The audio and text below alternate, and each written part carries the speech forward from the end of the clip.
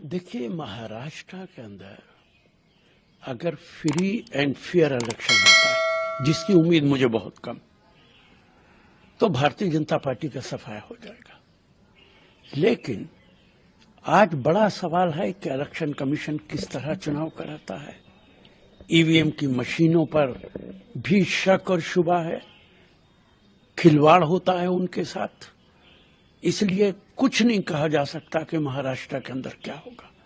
हमने छत्तीसगढ़ के अंदर देखा है, मध्य प्रदेश के अंदर देखा है, और अब हरियाणा के अंदर सारे एग्जिट पोल कह रहे थे, हरियाणा का हर नागरिक कह रहा था कि कांग्रेस पार्टी की सरकार बनेगी, लेकिन नतीजा आते आते कुछ और आया है।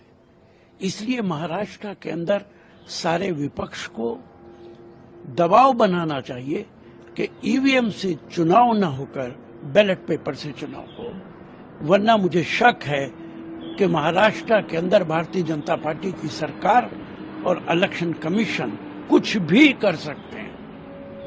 मतलब आप चुनाव होते हैं तो आप लोग चुनाव हार जाते हैं। मेरा कहना है कि अगर इस्राइल 600 किलोमीटर दूर से घर बैठे बैठे पेजर और वॉकी टॉकी के जरिए लोगों को मार सकता है, तो ईवीएम की तो कोई औकात ही नहीं है। और प्रधानमंत्री के बहुत अच्छे रिश्ते हैं इस्राइल के साथ। इस्राइल इन मामलात के अंदर एक्सपर्ट है। इसलिए ईवीएम का बड़ा खेल कहीं भी हो सकता है, और उसके लिए भारतीय जनता पार्टी चुनाव से पहले ये सारे काम कर लेती है। देखिए, महाराष्ट्र के अंदर अगर फ्री एंड फेयर इलेक्शन होता है, जिसकी उम्मीद मुझे बहुत कम, तो भारतीय जनता पार्टी का सफाया हो जाएगा। लेकिन आज बड़ा सवाल है कि इलेक्शन कमीशन किस तरह चुनाव कराता है। ईवीएम की मशीनों पर भी शक और शुबा है, खिलवाड़ होता है उनके साथ।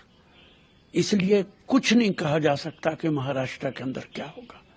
हमने छत्तीसगढ़ के अंदर देखा है, मध्य प्रदेश के अंदर देखा है, और अब हरियाणा के अंदर सारे एग्जिट पोल कह रहे थे, हरियाणा का हर नागरिक कह रहा था कि कांग्रेस पार्टी की सरकार बनेगी, लेकिन नतीजा आते आते कुछ और आया है।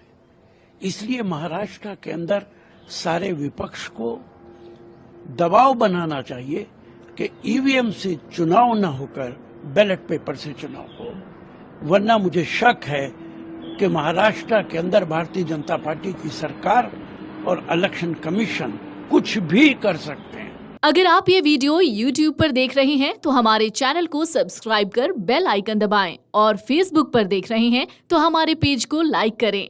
8 मिलियन प्लस सब्सक्राइबर, आपके इस भरोसे के लिए बहुत धन्यवाद।